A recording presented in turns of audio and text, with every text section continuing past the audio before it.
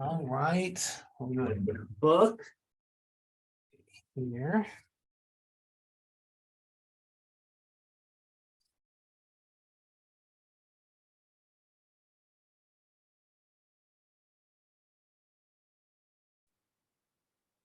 All right. All ready? Ready? All right. Here we go.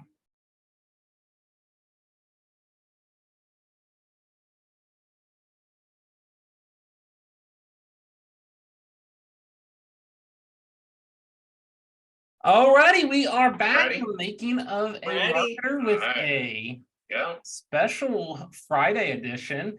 And I am already messing up technically, but we're all good if you heard something in the background. It is our first episode, Jess, of our Marketers Book Club, the Making Marketers Book Club. And we have a great book to review today. So I know you're excited for this, and thank you for the idea. And most importantly, we talked about it in one of our meetings, in our team meetings recently, about what books you read lately. And I'm like, I watched Netflix, so you got me back to reading. So there's some power in that, Jess, for getting me back into the book world. Love it. We got you back on that book reading horse. And even for me as well, because I've been listening to so many podcasts or just the books on tape. I guess they're called audibles. I love how I'm going to the old school reference of books on tape. So it was nice to have like a hard copy of something or a soft copy, but like the actual book in my hand. And not only just the book, it was an old school book. So it has like the smell. That's my Yeah. mom and my sister are big book people. So they talk about that all the time. They go to these used bookstores, they smell the books. So it definitely had that old school just feel to it, the slightly yellow pages. So we went back into the archives for this one. Yes, I am so happy you actually brought that up because I was thinking about that last night. And as I was in the book, I'm like, okay, yeah, this definitely has a smell for sure. Yes, noticeable smell. And let's talk about the book. So I'm gonna hold it up to the camera for those watching on video. So I think I inverted it when I did that, but Jogging, it is a book that's co-written by William J. Bowerman, or Bill Bowerman, which a lot of people know, the co-founder of Nike. So admittedly, Jess, when you brought this up, it's definitely a historic book in the marketing world, and one that's a little bit hard to find. I admittedly didn't know a lot about Nike and their history. My fiance said there is a documentary I need to watch. I did some Wikipedia-ing to try to get up to speed when I read this. So I'm still catching up, but the story here is Bill Bowerman was a track coach up in Portland, Oregon, and he's the person that really, got the movement started with Nike. But this book isn't a Nike book. It's more of a research-based book when he's talking about jogging. So before this, it was, running, track and field. It was more of, when you think about doing that type of movement outside, you're doing something very strenuous, where jogging, it's a little bit more everybody can do it. So it was a fascinating read for myself, and very interesting marketing lesson, just written back in 1967. Yes, and fun fact, the book was actually released before Bowerman created the waffle shoe, and the demand and spike in the Nike shoes actually took place. So this is really an incredible example of putting out the marketing material to create that product demand. And you notice throughout the book, this is one thing you pointed out early on, Jess, is there was no mention of Nike within this book. So it's purely looked at as essentially an instructional guide as to who could benefit from jogging. But what was I found interesting, and we'll delve into this as we talk about some of our key takeaways from the book, is it explains in very detailed ways how anybody can do it. So if you're this type of person, this is a plan for you. If you're that type of person, here's a plan for you. These are the results that we found. But the funny thing is we think about this through a marketing lens, and we're trying to introduce a new concept, something that people aren't actively doing, something super new on the market. You have to take it to this very granular place to where you're explaining everything A to Z. And this book essentially is an instructional guide on how to jog. I admittedly, again, read this. I was a baseball player growing up, so we did a little jogging, some running, but we had these nice dugouts we could sit in, so there wasn't a whole lot of distance running. I admittedly read that, and I was like, you know what? I probably haven't been using my feet correctly. Sometimes when I'm out running, in the different running styles they talk about. So it was actually a pretty good learning for me, just not being in that industry. Absolutely. And another perfect example too of what we're really going to get into today. And I know we've talked about building a community with your marketing efforts, which we definitely see in the book, and we need to talk about that. We talk about relationship marketing, and really what comes to fruition with this and Nike's brand, their strategy, etc., this is all about benefits marketing. So there is a major emphasis here on what's the benefit for this target audience, which we do need to talk about as well, because the target audience is very clearly defined in this book. It's the over 30 plus crowd. And the reason being is that Bill Bowerman's thought is, like, when you're under 30 or when you're in athletics or on sports teams, you have an entire staff that is so focused on your technique, on your health, on your eating habits, on creating these plans so you can be the ultimate athlete. So when he was in New Zealand and he observed a jogging community in New Zealand, he really started to realize the benefits for this 30 plus crowd of this continuous activity and doing something constantly to just improve your overall health over 30 plus. Yes. We have to keep emphasizing that. But do you ever wonder when he goes into this, because there is a marketing lens to this, as much as he's a coach, he's also a marketer as he grows Nike. You know, he sees the health benefits. Do you think there's a point where he sees this, but it also aligns in his head that over 30, more income and more of the ability to maybe spend on our products in the future? Yes, absolutely. And this really did launch the movement, because as we kind of alluded to, when, you know, jogging's been around for a very long time. And when this book came out, it was not popular in the US. I mean, so he really brought, and he's credited for bringing this type of exercise and these type of like physical benefits to this target audience and to this population. So absolutely helped to grow Nike's brand and really shape their marketing strategy. Because we talked about, you're not mentioning Nike in the book at all. Like, we're not mentioning any shoe. I mean, he's talking about shoes and how good of a fit is, but we're not talking about specific Nike shoes, etc. So but you can see, like, this is what he really believes in and stands for, and it really just correlates to like the Nike brand and what they believe and stand for, and how Nike is trying to improve your lifestyle, your physical health. It's not about creating a better shoe. So that leads me to a spot on here. So you're really hitting on really where my takeaways are, Jess, and there's several we can look at here, but I'm holding it up. I'm not inverting it.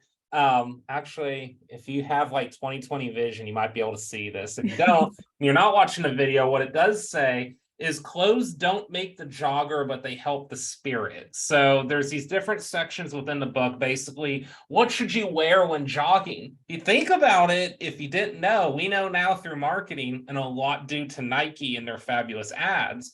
But if you didn't know, you didn't know. So I found it interesting that you start to read this and you start to understand how Bill Bowerman develops his products later on for Nike. So we're talking about clothes here.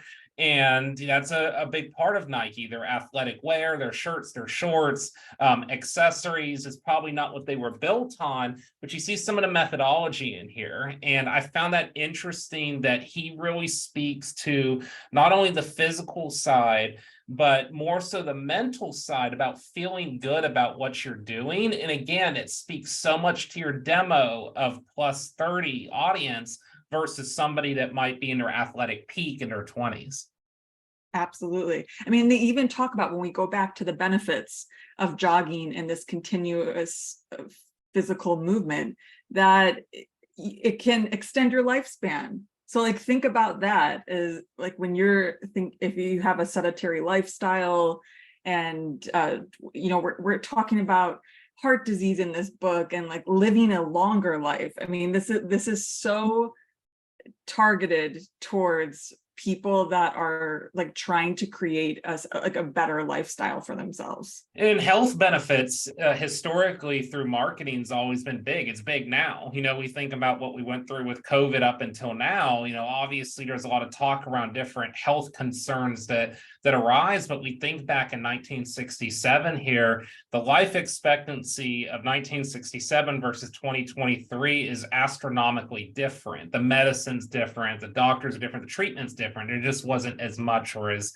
much advancement as there is right now. So, when you start getting into your 30s, you think about back in that era, most people in that era probably knew individuals that did die pretty young, unfortunately. It wasn't as uncommon as it is today. So when I start reading this about the benefits of jogging, I think when somebody starts to hit their 30s, what 30 was then might be what we feel is 50 or 60 is now. So people might take it a little bit differently in that it's okay, hey, let's get on this. Let's try to be healthy.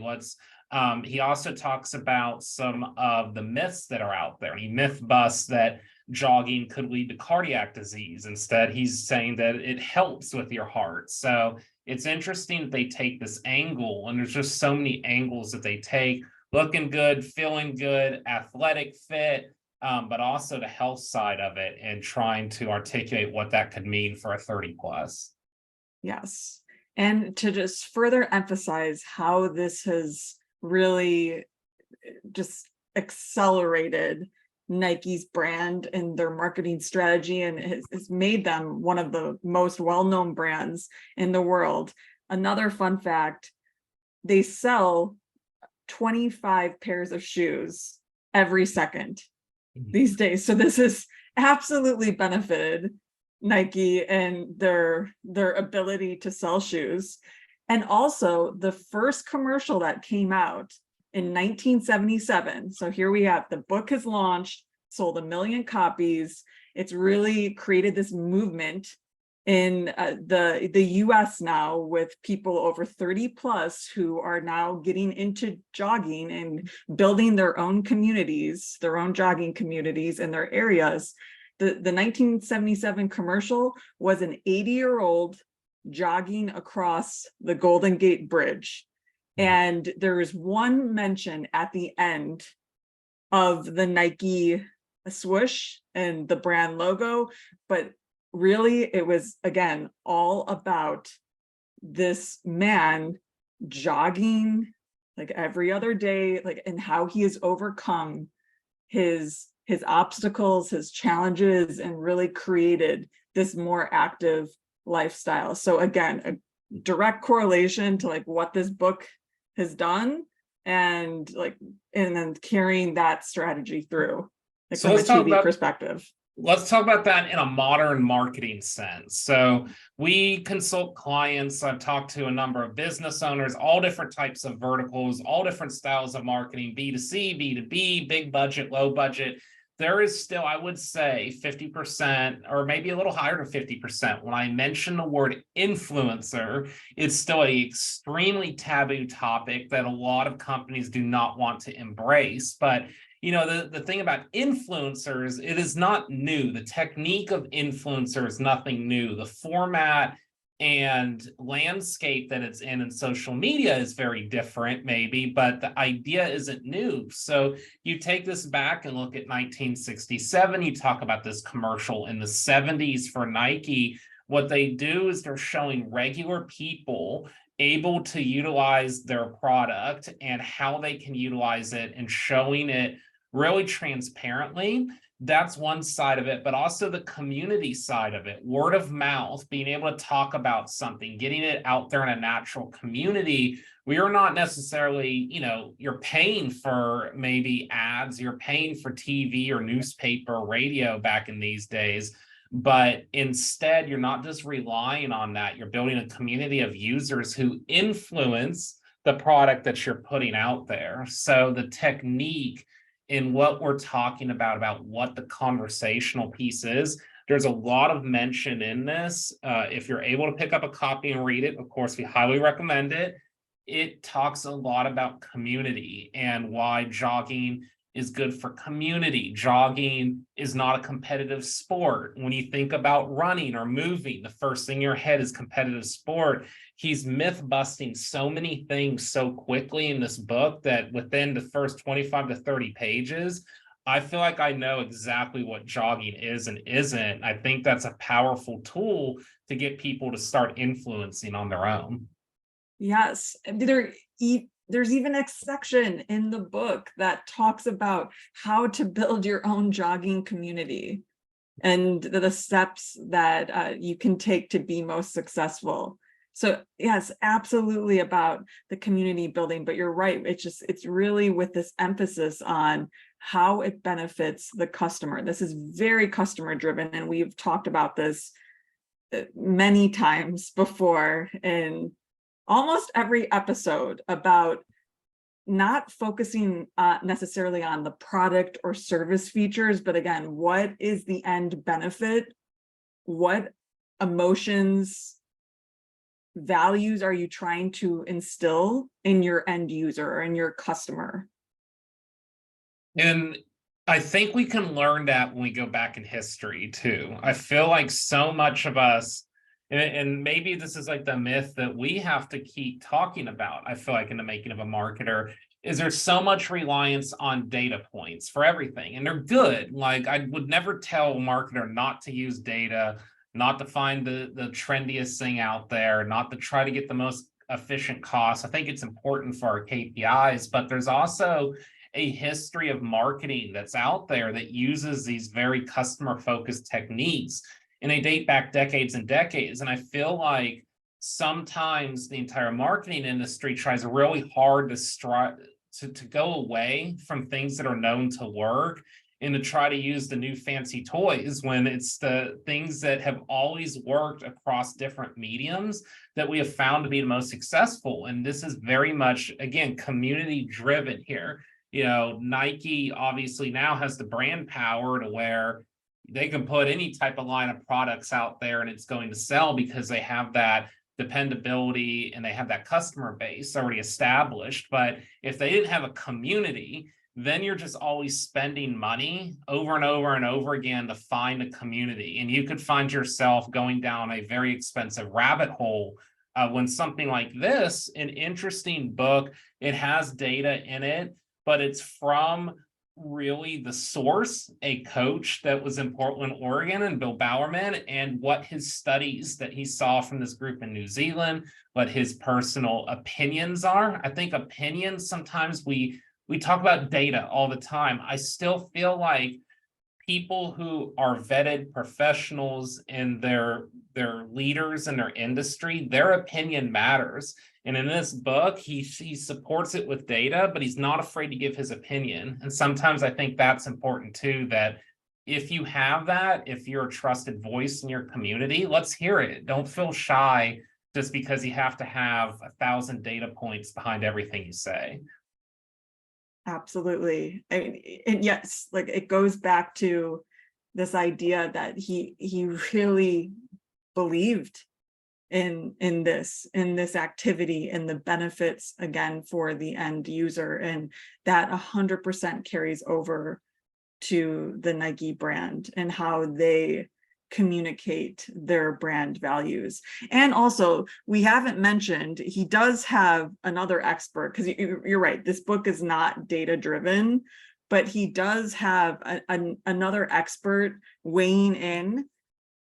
So this was co-written with W.E. Harris, and he was a famous cardiologist as well. So you've got an expert opinion in here as well to talk more, or just to really dive deeper into some of the health benefits. And we talked about heart disease, etc. So there is that credibility piece to provide trust, and it does help support like this idea of like, here are all of the health benefits that can be obtained by following a jogging plan. So let's talk about that, the jogging plan. So this Yes. book is developed to a couple sections. So the first section, it talks about what you should wear, what is jogging, how to take steps, what shoes you should be wearing, all of that good stuff. And then we get into plans. There's an ABC plan. I want you to elaborate on this one, Jess. You mentioned that, hey, this is an early rendition of a white paper, essentially. But I don't know. That's something I should do research on. When did white papers become a thing? Because I actually don't know that. That would be kind of fun to look back on the early days of how those were developed. But this does read a lot like a white paper, but developed for basically anyone to look at and what these jogging plans could be for them. Yes. And what I love about it, so yeah, it's broken down into 3 plans. So the way that Bill Bowerman saw it was 10% of this population of over 30 plus, they need to start with plan A. They're not at the physically fit level that they need to be. And so he gives a plan so you can easily get into it and like maintain your consistency, because a lot of this is about maintaining the plan in order to see results. Every plan is broken down into 12 weeks. I mean, this is very detailed, and that's why we consider this a white paper, because it's like a detailed how-tos on how to execute on these plans. And yeah, Andy was showing here. Yes. If you're watching the video cast, it's kind of this old school look right here. It looks a little bit like our elementary school textbooks, but I promise it's a lot more exciting than that. But yes, they go through this and they talk about the jogging plans for each individual. Yeah, so there you will not have any confusion. It's really like step by step going over each week. And so yeah, A, B, and C. And what I like about it too is I was also thinking more about like going back to the Nike brand, and then like thinking about, what clothes you're going to wear, what shoes you're going to wear. It's when it's broken out into these plans where it's like, beginner, intermediate, and advanced, I can almost see people like as they get into it and as they move up the levels, then starting to think about, oh, well, I want these shoes now, or I'm ready for, like, I'm feeling so good that I'm ready for this outfit. And so I can just see the shoes being purchased every second as you are like building your endurance and maintaining these plans. And what makes it even better is, so now you're looking for your shoes because you're building up your endurance, you're trying to work through this plan, you're leveling up with your community. Who are you going to buy the shoes from? You're going to probably buy them from the researcher who helped build the community. It's straight from the source. So it really connects it together in that fashion. Yes, the person that invented the shoe, and that is the famous running cross country coach in the United States. So yes, I right on. So I have a fun story about why I buy Nike shoes. So they talk about it in here. It's actually spoke to me. It talks about how you need to have a close-knit fit for your shoes. It's really important to your running, also to just your overall health as you go through this program. I have a very odd size for men's. It's 12 and a half wide. I can tell you that there's almost nobody that carries this size, but Nike does. They make special wide shoes just for me. So I've always found them to be more of the comfortable shoes. I like those. And I've liked Under Armours from time to time when I've done more athletic stuff. So, but it is something that's appealing to me because I have always felt that Nike gives the best fit, which again is talked about in this book. So they've really kind of kept that up for the course of time. I think it is brand power, but this is also the performance base, the studies, the way that they talk about building this plan with community. It's kind of this real intersection of data, opinion, community, all together, but in a very earlier time compared to probably when we're thinking about Nike. I'm sure most of us think about it probably more from the 80s, 90s, 2000s, but it's just interesting to see these concepts dating so far back. Yes, absolutely. Because again, like we can't keep emphasizing, and I think it's just absolutely genius, the fact that no brand is mentioned in this book. Like you don't hear Nike shoe once in this book. You don't hear anything about Nike clothing, etc. It's basically just saying you need a shoe that fits well. So that's something that I've felt like is almost underutilized a little bit in the vertical I work in is EDU. So EDU does a lot of research. I mean, you could pull research, white papers, all kinds of things from EDU. There's almost an unlimited supply of resources because that's what makes those universities special is they have this unique approach to whatever it might be, healthcare, business, whatever type of research they're doing. They could put out this type of content and maybe get community-based response from it. And they do, it's something that's popular, especially once you start looking at more of like masters and doctoral candidates, you start to see that. And I just feel like this could be just a great template. If somebody wanted to go back and look at how could I put research out there for something new we're looking to brand, just speak to that research and that opinion-based study and let's let it speak for itself. Don't, pound it, with company buy, sell, we need you right now, 50% off, things like that. This was just so natural in a community building initiative that I just think that there's a lot of takeaways from this. EDU is just one example I have because I'm closer to it, but I feel like there's a lot of brands that do any type of research that could go back and look at this and kind of think about how they would apply this research to the average person.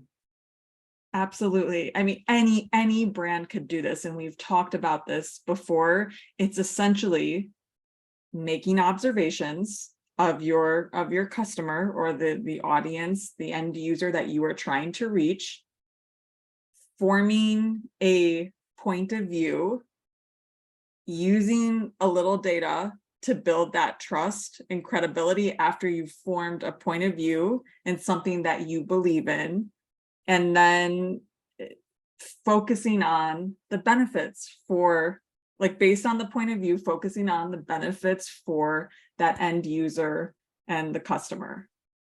You know who's sitting on millions of dollars right now if they can piece it together is, so we got Jogging 1967 co-authored, we have the practitioner, we have the data point person and the cardiologist. So you're probably sitting on millions and millions of dollars right now. If you're someone who's an AI specialist and trying out Chat GPT and you're just doing tests and figuring it out, if you could find the right combination of how to use Chat GPT for the average person or how to use AI for the average person, back it up with some data, put out an instructional book, it would be brilliant. If someone wants to coin the idea, I'll take about 25% of the proceeds. But I just think about ways that this could be redone so many times, and it probably has been done. more times than we think, but this is just such an early rendition. And again, I find it so cool to see old school marketing approaches that are still existent today. Yes, absolutely. I mean, this is still true to Nike's brand, and that's what I absolutely love as well. So just before we jump gears on this, any other key takeaways from the book that you like to bring out? Let me look through my notes really quickly, make sure I got it all.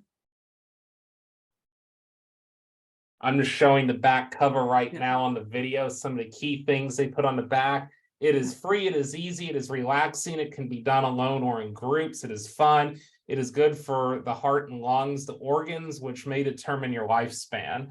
All these sound like great captions to put on an ad. I mean, just do it is probably more catchy than these, but they're still pretty good selling points. Yes. Yeah.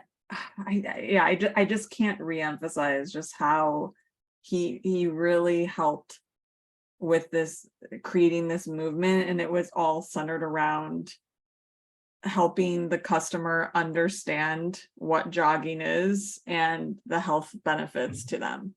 And that's that's simple.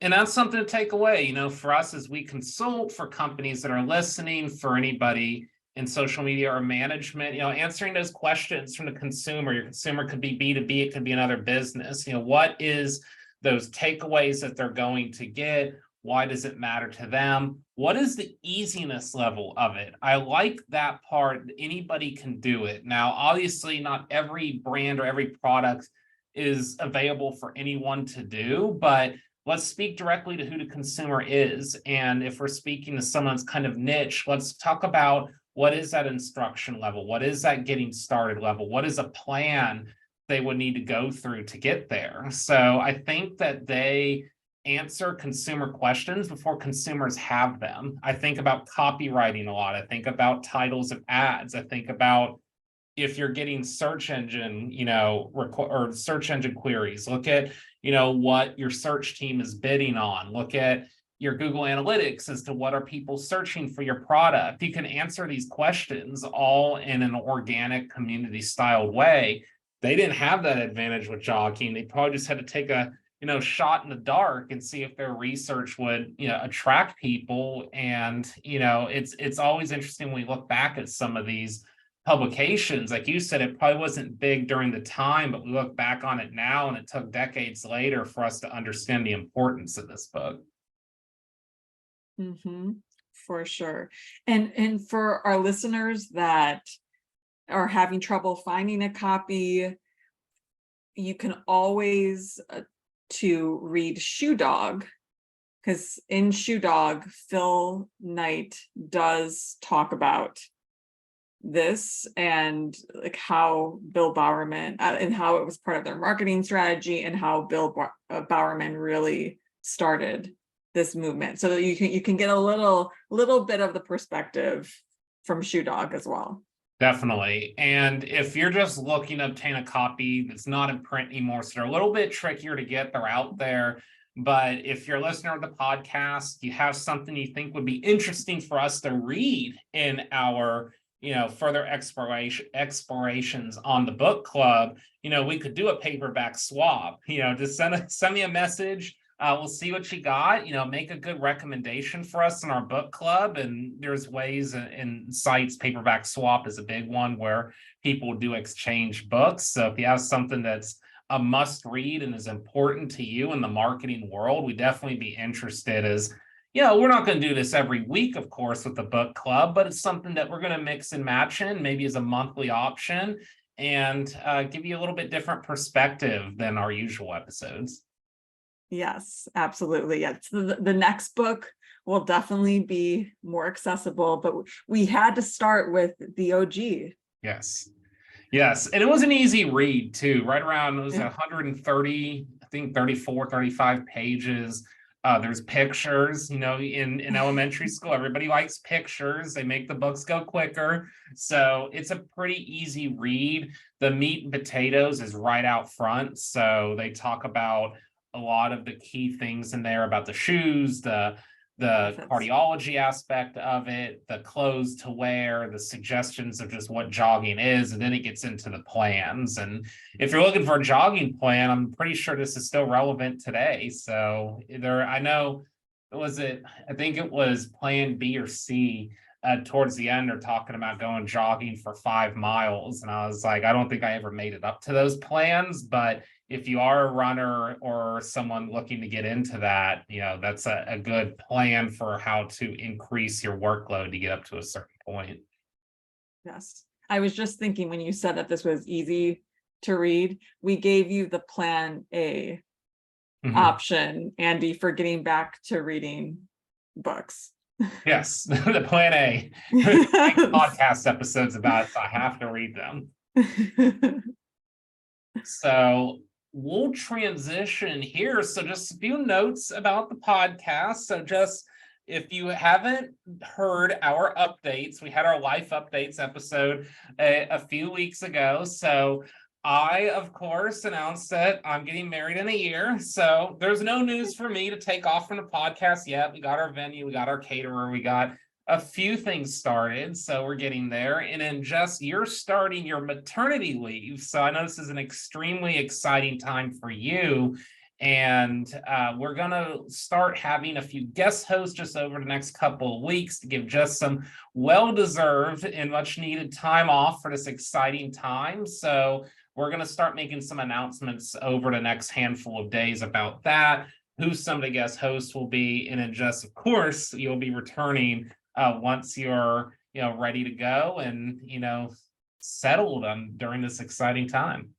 Yes, I'm so excited. It's officially here. Excited to listen in. Cannot wait to see our guest hosts and how they collaborate with you, Andy. And I will obviously keep you updated when the baby actually arrives. And it's an adventure for sure. Well, I know you're excited, and this is your second, so Jess, you've been very, very mysterious, which I love that the name has not been announced yet. So we're excited for the big reveal and definitely wishing you all the luck. We know everything will go smoothly. Thank you. And the other note that we're going to have in the next couple of days is there will be a surprise coming. All I have to say is we've grown the podcast to a successful point to where we're going to now start to join forces, if you will, with podcast networks. So we're in the final stages of something that should be announced here within the next few days. We're going to start mixing and matching some promos, some commercials in here, and we're official now, Jess. That's as official as you get. We didn't have an intro. We weren't putting it on Spotify to start, and look at where we're at now. I am so excited. You're right. It's official. And as marketers, I get excited that we're actually going to have ads on the podcast as well. Because this is our bread and butter, our meat and potatoes. We're all about ads. Yes, ads. So there'll be fun ones though. So what we're gonna do, if I'm sure there's some of our listeners out here who listen to the true crime podcasts. Some of the more popular ones out there, how you have the two hosts and they kind of play the commercial together and make it real fun. I'm really excited to do that. So hopefully that'll also get us to try some new products and learn about marketing and different companies and what they're doing out there. So I'm happy to just experience it all, and it'll be the same program that you've been getting, the same types of guests. It's just we're growing this thing and hopefully reaching a wider audience as we continue to get more and more out there. 300 likes now on our LinkedIn page. So it's been an exciting time to see where this thing could grow to. Yes. Cannot wait to see what the future has in store for us. Most definitely. And again, if you're just tuning in, again, it was Jogging. If you're looking for this book, if you're watching on the video, I'm holding it up right now. Again, by Bill Bowerman and W.E. Harris. Get a copy, Google it. It's out there. You might have to search a little bit. It might take a little while to arrive to your house, but if you're a marketer, well worth your time. And definitely let us know if you enjoyed this episode of the book club. Let us know if you have those suggestions, and we'll start to bring those to the table as we do more book clubs. But until then, Jess, we're over and out for this episode, and wishing you a wonderful time coming up. So we'll be in contact, and we'll be giving updates on the podcast during this time for you. Great. Thanks, Andy. No problem. We'll talk soon.